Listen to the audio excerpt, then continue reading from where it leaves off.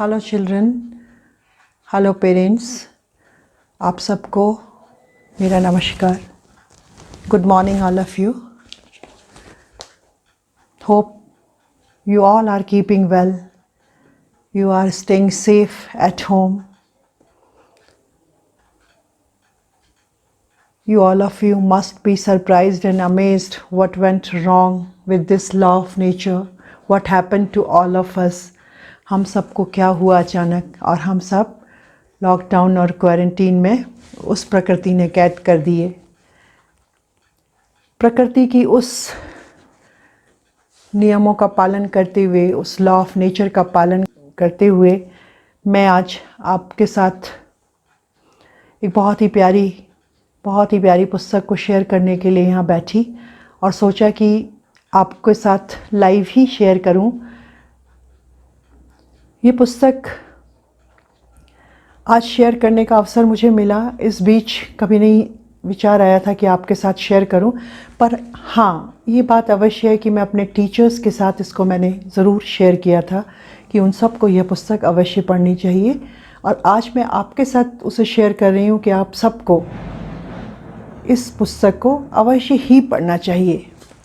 इस पुस्तक का नाम है तोतो चान। पुस्तक एक महिला ने एक बच्ची के नाम के ऊपर रखा गया है, जिसकी लेखिका तोतो चान, जिनका फॉर्मल नाम तेत्सुको कुरोयानगी है। तेत्सुको कुरोयानगी ने यह पुस्तक लिखी है अपने स्कूल तोमोए के बारे में। बहुत सुंदर पुस्तक है ये। मेरे पास बहुत पुरानी प्रतिलिपि है जो काफ़ी ख़राब भी हो चुकी है, लेकिन मुझको बहुत प्यारी है, बिल्कुल वैसे ही जैसे मुझे आप सब प्यारे हो बच्चों। वैसे ये पुस्तक भी प्यारी है क्योंकि इसमें भी एक प्यारी सी छोटी सी बच्ची है और वह बच्ची तोमोए नामक एक स्कूल में पढ़ती है। वो इसमें अपने स्कूल के संस्थापक और अपने हेडमास्टर जी के बारे में पुस्तक के अंदर उसी विषय में लिख रही है। और इस किताब में वर्णित कोई भी घटना, कोई भी किस्सा, कोई भी घटना जो है वो मनगढ़ंत बिल्कुल नहीं है। ये सच में घटी घटनाएं हैं और इसमें जो कुछ भी लिखा गया है वो अपने हेडमास्टर और अपने स्कूल के अंदर के वातावरण के बारे में। जैसे कि लेखिका कहती हैं कि वह इस पुस्तक को लिखना, उन्हें लगा कि अवश्य लिखना चाहिए क्योंकि उन्होंने एक वादा तोड़ा था। मैंने अपने हेडमास्टर से ये वादा किया था कि मैं बड़े होकर इस स्कूल में पढ़ाऊंगी जो मैं नहीं पढ़ा सकी। और आज तेत्सुको कुरोयानगी एक बहुत ही यशस्वी कलाकार हैं टीवी की, साथ ही वो गुडविल एम्बेसडर हैं यूएनओ की। इस पुस्तक में मुझे जो सबसे अच्छा लगता है, बहुत ही प्यारा, कि जब छोटी सी तोतो चान अपनी माँ का हाथ पकड़े हुए स्कूल में एडमिशन लेने के लिए जाती है, उसकी माँ कुछ घबराई हुई होती है क्योंकि तोतो चान को पहले वाले स्कूल से बाहर कर दिया जाता है। अब माँ उसको दूसरे स्कूल में लेकर जा रही है और कुछ घबराई सी है दूसरे स्कूल में एडमिशन कराने के लिए। तो जब वो लेकर जाती है और उसके जो हेडमास्टर हैं, उनके रूम में जब वो लोग, उनके कमरे में जब वो लोग जाते हैं तो ये पाते हैं कि वो बहुत ही सहज हैं, बहुत ही नम्र हैं और वो स्कूल पुरानी रेलगाड़ी के डिब्बों पर चलता है। सारी कक्षाएं रेलगाड़ी के डिब्बों पे चलती हैं और दो पेड़ों के बीच तोमोए करके एक तख्ती लगी हुई है जो स्कूल का नाम है। और बड़ा प्यारा सा लगता है। पेड़ ग्रो करते हैं। बाद में उन्होंने लिखा है तो वो तख्ती भी ऊपर की ओर जाती है क्योंकि पेड़ बढ़ रहे होते हैं। तो ये जो है पुस्तक, मेरा ऐसा मानना है, मैंने जो इसको पढ़ा है और एक बार नहीं कई बार मैं इसे पढ़ती हूँ, कई बार मैं इसके पृष्ठों को पलटती हूँ, तो जो भी जिनका किसी भी रूप में बच्चों के साथ कोई संबंध है, चाहे वो शिक्षक हो, चाहे वो माता पिता हों, चाहे वो दादा दादी हों, चाहे वो नाना नानी हो, उन सबको ये पुस्तक पढ़नी चाहिए, उन सबको पढ़नी चाहिए। तो हम बात कर रहे थे कि 1963 में जब हेडमास्टर जी कोबायाशी की मृत्यु हुई तो लेखिका कहती हैं कि मेरे कई बालपन की घटनाएं जो मेरे लिए एक स्मृतियाँ थी, वो लगता था कि मेरे प्रिंसिपल के द्वारा एक निश्चित गतिविधियाँ थी। फिर मैं सोचने लगती हूँ कि भला मेरे प्रिंसिपल को ऐसे कैसे सूझा होगा। हर एक खोज के साथ मैं चकित हो जाती हूँ, भावविह्वल उठती हूँ। मेरा मन उनके प्रति गहरी कृतज्ञता से भर उठता है।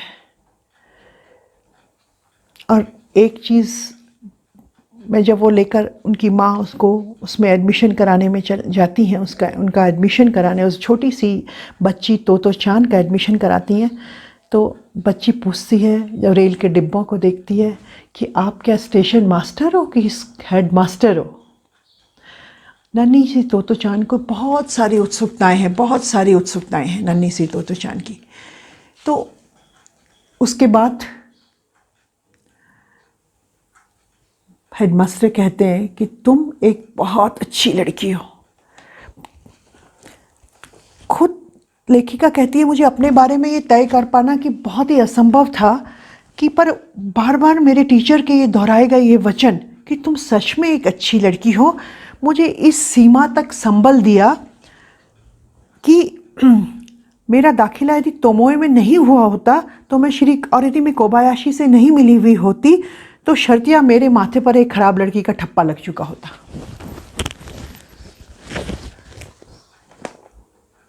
क्योंकि मैं पहले वाले स्कूल से निकाली गई थी तो स्वाभाविक है कि मेरे माथे पर वो खराब लड़की का ठप्पा लग चुका होता और आज मैं कुंठाओं से भरी हुई एक भ्रमित महिला होती।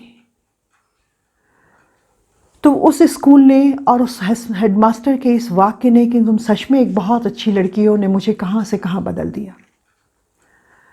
और उन्हीं की बहुत सारी स्मृतियों को उन्होंने इसमें सजोया है, अपनी इस किताब में बहुत ही प्यारे तरीके से सजोया है। अपने हेडमास्टर की स्मृतियों को, अपने स्कूल के वातावरण को, अपने सारी चीज़ों को उन्होंने इसी पुस्तक में बहुत प्यार से सजोया हुआ है। एक ऐसा वातावरण था उस स्कूल में कि उस सारे बच्चों को बहुत पसंद था। हेडमास्टर जो थे वो पोशाक और पाठ्यक्रम से कहीं ज़्यादा ध्यान बच्चों के स्वादिष्ट खाने पर देते थे। सभी बच्चे संगीत सीखते थे, खेलों में भाग लेते थे, गर्मियों में कैंपिंग करते थे और गर्म पानी के शोते तक चल कर जाते थे। खूब नाटक खेलते थे और रसोई बनाने का आनंद उठाते थे। और यह सब संभव था उस स्नेहशील हेडमास्टर श्री कोबायाशी के कारण, जो हमेशा ही उनको बच्चों को खूब उत्साहित करते थे, खूब उत्साहजनक शब्द बोलते थे। दूसरे छात्रों से भी यही कहते थे कि तुम सब बहुत अच्छे हो। उनका स्नेह छात्रों के उल्लासमय जीवन का सबसे प्रबल आधार था। उनका स्कूल बच्चों के लिए घर से दूर एक दूसरा घर था। कल की नन्ही सी वो तोतो-चान जब बड़ी होकर तेत्सुको कुरोयानागी के नाम से पूरे जापान की टेलीविज़न की यशस्वी कलाकार के रूप में जाने लगी हैं, वो अपने स्कूल के बारे में ढेरों बातें बताती है। जापान से यूनिसेफ की सद्भावना दूत के पास उन सबको देने के लिए बहुत कुछ है जिनका बच्चों से किसी न किसी तरह का संबंध है। और जापान की यह लोकप्रिय पुस्तक बच्चों के लिए और शिक्षक शिक्षिकाओं के लिए, माता पिता के लिए बहुत सारे संदेश देती है। बहुत सारी घटनाओं का विवरण होता है इस पुस्तक के अंदर। आपको यह पुस्तक बहुत अच्छी लगेगी। इसके छोटे छोटे चीज़ें, जानवरों से प्यार, उस लड़की का जानवरों से प्यार, अपने कुत्ते से प्यार, विकलांग बच्चों से प्यार, सब प्यार मिलाकर, सब चीज़ें मिलाकर ये पुस्तक आपके मनोभावों को, आपके इमोशंस को ज़रूर कहीं ना कहीं कुछ सोचने के लिए मजबूर करेगी। और जैसा कि उन्होंने कहा है तोतो-चान ने कि मैं अपने प्रिंसिपल से किया गया वादा पूरा नहीं कर पाई थी, क्योंकि मैंने उनसे ये वादा किया था कि मैं स्कूल में पढ़ाऊंगी। आपके स्कूल में बड़े होकर पढ़ाना चाहती हूँ, लेकिन मैं पढ़ा नहीं पाई। तो मैंने ये पुस्तक लिखने के बहाने उस वादे को तोड़ा था, इसीलिए इस पुस्तक को लिखने के बाद सोचा।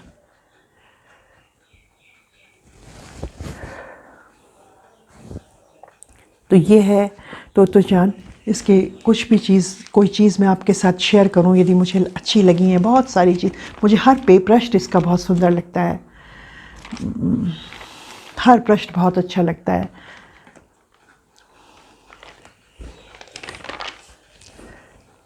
कई अर्थों में तोतो चान एक बहुत अच्छी बच्ची भी थी। जैसे कि उनके हेडमास्टर उनसे कहते थे कि तुम बहुत अच्छी बच्ची हो, कई अर्थों में वो अच्छी बच्ची थी। और जब उनके हेडमास्टर उनसे कहते तुम सचमुच में एक अच्छी बच्ची हो, तो तोतो चान छोटी सी कुचाल भरती और कहती हाँ मैं एक अच्छी बच्ची हूँ। और उसे इस बात का पूरा विश्वास भी था।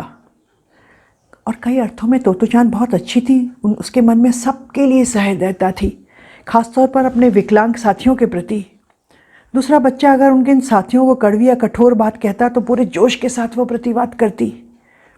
कई बार तो आखिरकार उसे रोना ही पड़ता, पर यदि कोई घायल जानवर उसे मिल जाता तो उसकी पूरी देखभाल का उपाय करती और हर कुछ जानने के लिए बड़ी उत्सुक रहती। हर चीज़ जानना चाहती, हर चीज़ करना चाहती थी। और आज वो एक सफल कलाकार और यूनेस्को की सद्भावना दूत हैं। तो इसका सारा श्रेय वो अपने स्कूल, अपनी माँ को देती है। एक जगह वो लिखती हैं, मेरे 20वें जन्मदिन पर मेरी माँ ने बड़ी संजीदगी से ये बताया, उसी दिन मुझे पता चला कि मैं पहले स्कूल से निकाल दी गई थी। मुझे मालूम नहीं था कि मैं पहले स्कूल से निकाल दी गई हूँ। और बिना किसी भावों के एक बहुत ही सपाट वाक्य के साथ मेरी माँ ने मुझे बताया कि तुम उस स्कूल से निकाल दी गई हो। 20 वर्ष तक मुझे कुछ नहीं पता था। और जब मैं अपने इस स्कूल में, रेलगाड़ी के डिब्बों वाले स्कूल में पढ़ रही थी, तो मेरे ऊपर तो एक बहुत अच्छी चीज़ कह दी गई थी कि तुम बहुत अच्छी बच्ची हो।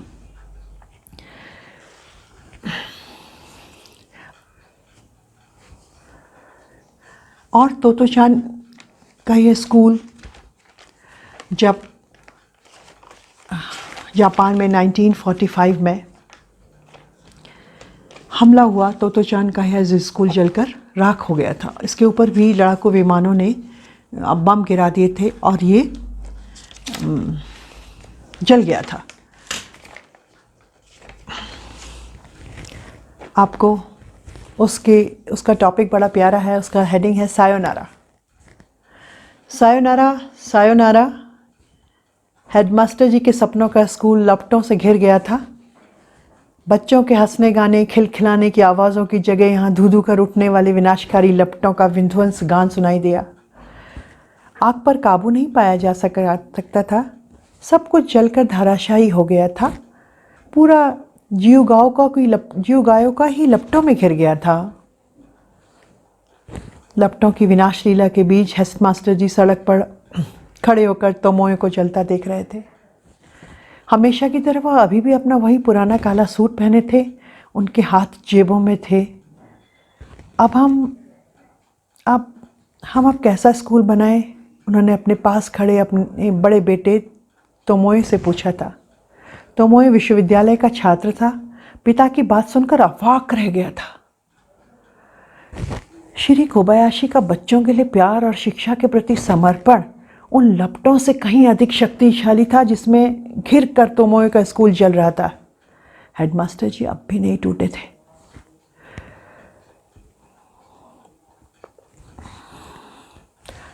जब हेडमास्टर जी के अंतिम शब्द याद आ रहे थे, हम फिर मिलेंगे, साथ ही याद आ रहा था बार बार दोहराया हुआ उनका वाक्य, तुम सच में एक अच्छी बच्ची हो। इन शब्दों को वह कभी नहीं भूलना चाहती थी। तोतो चान मन में इस विश्वास को सजाए कि वह हेडमास्टर जी से जल्दी ही मिलेगी। वह चली गई। रेलगाड़ी चिंतित और दुखी यात्रियों के बोझ के साथ खूब अंधेरे में आगे बढ़ गई। तो ये किताब के अंदर आप सबको उपलब्ध होगा, इसलिए मेरा ज़्यादा इस विषय पे बोलना तो व्यर्थ है। अतः हम सब इस लॉकडाउन के का जो समय है, इसमें हम ये सब पढ़ें और बच्चों के बारे में, बच्चों की ज़रूरतों के बारे में फिर से सोचें। माता पिता, हम सब शिक्षक शिक्षिकाएं, हम सारे लोग, दादा दादी, नाना नानी, फिर से सोचते हैं उनके बारे में। तो आप मेरी इन बात का वो करिएगा, मेरी बातों को सुनिएगा, सोचिएगा, करिएगा। आप चाहें तो इसकी PDF कॉपी भी उपलब्ध की जा सकती है, मैं कोशिश करूँगी। इसके साथ ही डॉक्टर अरविंद गुप्ता ने भी जो इस पुस्तक के बारे में किया है, उसका लिंक भी आपको शेयर करती हूँ। इसके अलावा भी एक चीज़ और आप सबसे कहना चाहती हूँ, डॉक्टर अरविंद गुप्ता के जो आप यूट्यूब में वीडियोस हैं बच्चों के लिए, छोटे छोटे खेल, मैग्नेट का, बहुत सारी छोटी छोटी चीज़ें हमने भी स्कूल में करी हैं और भी चाहें तो लोग कर सकते हैं। डॉक्टर अरविंद गुप्ता के वीडियो से उन्होंने बच्चों के लिए बहुत कुछ किया है और उनके बारे में भी आप जानेंगे, डॉक्टर गुप्ता के बारे में, तो आपको बहुत अच्छा लगेगा कि बच्चों के लिए कितने समर्पित, कितना सोचने वाले व्यक्ति हैं वो भी। मतलब